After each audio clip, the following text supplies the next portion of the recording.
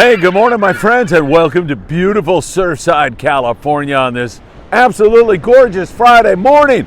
We're getting you ready for a big weekend, and I don't know where you're headed, but wherever it is, I hope you enjoy the great outdoors in some way. It's absolutely beautiful here this morning. Sure, it's a little cold. Sure, I'm in my bare feet. Sure, I'm shivering to death. Just kidding. It's not bad at all. It is really beautiful, and you can see Catalina Island outlined there in the background as the sun is just rising right now. Of course, I wish you all a really great weekend. Hey, one way you can keep all this content headed in your direction. We're trying to produce more and more content on the Friedman Adventures YouTube channel is by joining us on Patreon. And now we've got some swag that we want to send your way, like morning briefing coffee cups, as well as Friedman Adventures hats. This is a Daiwa hat, but we have Friedman Adventures hats. Go to patreon.com, www.patreon.com/Friedman Adventures, and check it out. For as little as $5 a month, you can help us to continue to produce lots more content. All right, let's jump into it because we've got a lot to go over with you. Of course, first of all, the story that looms over us all is the sinking of the bait boat out of Redondo. I talked to Jacob Moreno last night, who was on board, and man, our hearts and prayers and thoughts are all with them, but they came out of it okay in terms of everybody being safe, and by far that is the most important thing.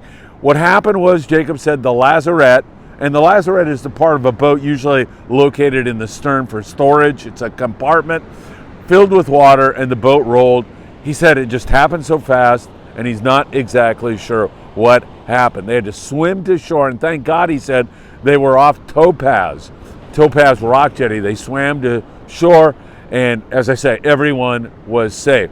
There was a drug test. Everyone tested negative, so far that is good. But the boat sank, the Matador sank just outside of the Topaz rock jetty. So, I mean, I talked to Jacob, and the one thing that impressed me about our conversation was that he was steadfast and saying that this is just going to be a blip on the radar, and they are going to move ahead and keep pushing Redondo sport fishing. So all our best to them, best wishes.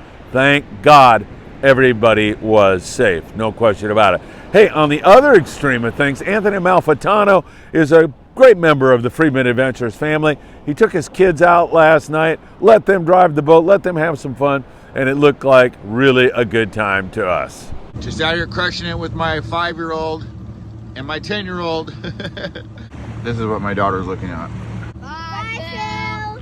Love you. All right, that was Anthony Malfitano, and he was having a great time with his kids last night. Always good to see kids out on the water. A beautiful night indeed. All right, let's go south of the border. We'll head you down to Cabo San Lucas, where my friend Sean Morgan, the crazy one, well, he's not that crazy, but he runs the Wild and Sack down there out of Cabo San Lucas. Says fishing is still a little bit on the slower side down there. They've had some wind down there, and of course the great stripe marlin fishing that they once had is given way to some slower fishing. A few Dorado Sierras on the beach, a few rooster fish. They're in transition. They'll move into the spring. Spring can be a windy kind of situation down in that neck of the woods, especially up in the East Cape.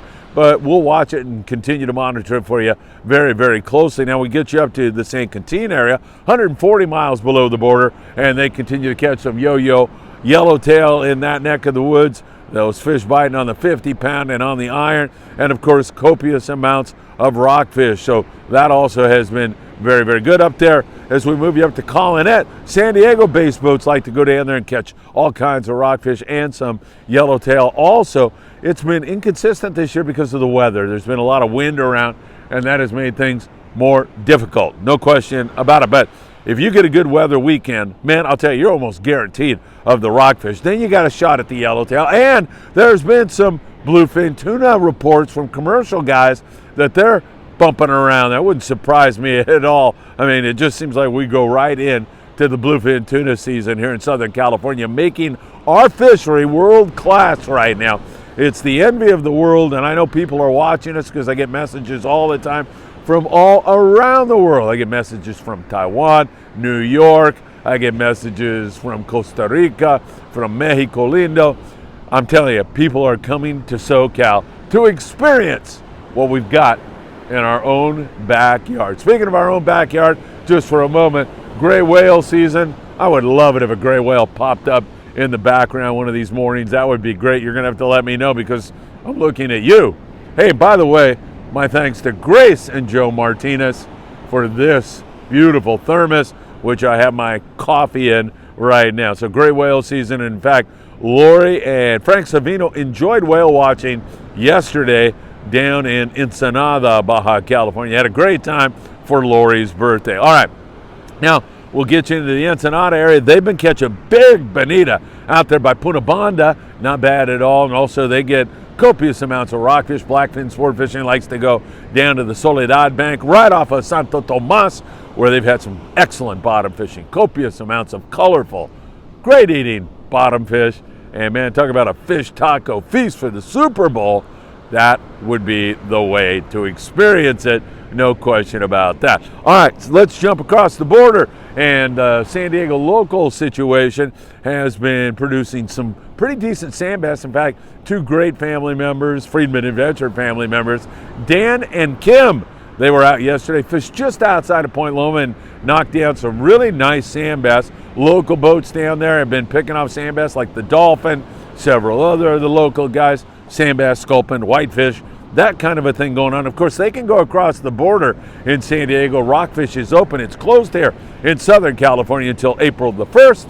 But in San Diego, they go across the border, and some of the extended half-day trips do just that, where they're catching really good rockfish, and that is really great news. Again, we'll continue to watch that situation. Hopefully we'll get into a surface bite here pretty soon, more so than like fishing that structured sand bass. Hopefully we'll see some bluefin tuna here pretty soon. You never know when that might kick into gear. Hey, I forgot to mention long range fishing.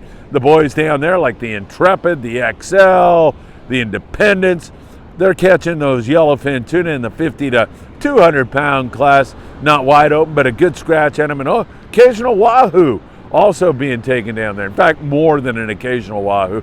Some days they have some pretty brisk fishing on the hoop. Back to SoCal, where this beautiful ocean, there's a lot of surfers coming down here right now. It's gorgeous this morning. This beautiful ocean is producing that sand bass, not only in San Diego, but all the way up the coast. We see it in Long Beach, there at San Pedro, on the Monte Carlo, up there in Redondo, up there in Marina del Rey. Some pretty good bass fishing. Del Rey, as a matter of fact, fishes that twilight bite on Friday evenings, and Marcus Fain, he's out on a regular basis, had some great success. Nick Ramirez, he's also been fishing there on the new Del Mar, on the Spitfire. He's also on the City of Long Beach with great frequency, and they've been enjoying not only that good sand bass fishing, and when I say good, we're talking about less than a fish per rod on most trips, sometimes better than that. So you got to work at this.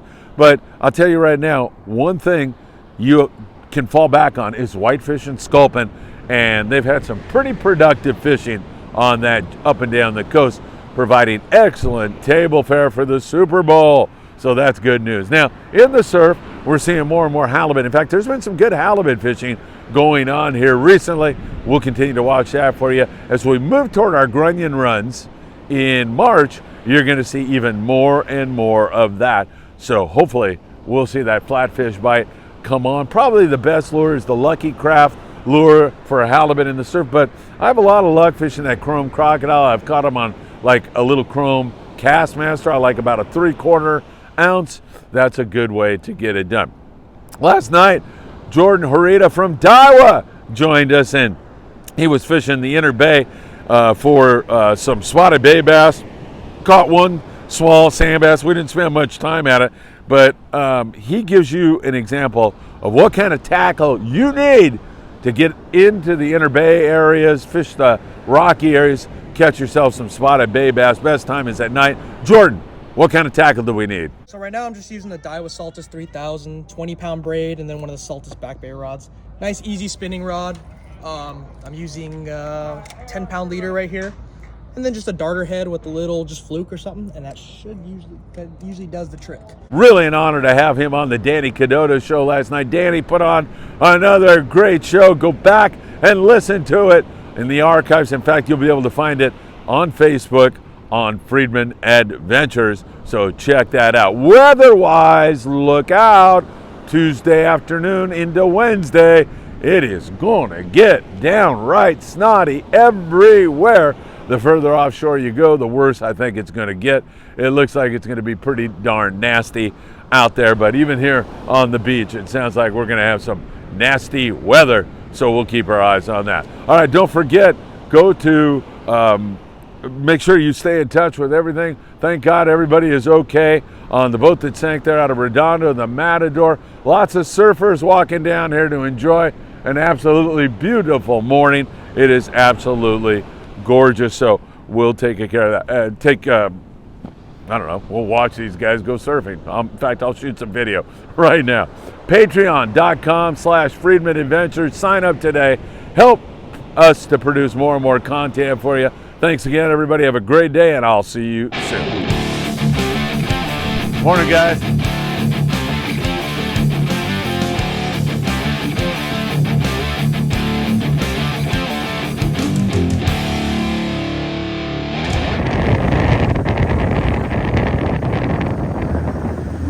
Time to get the hell out of this. Shit.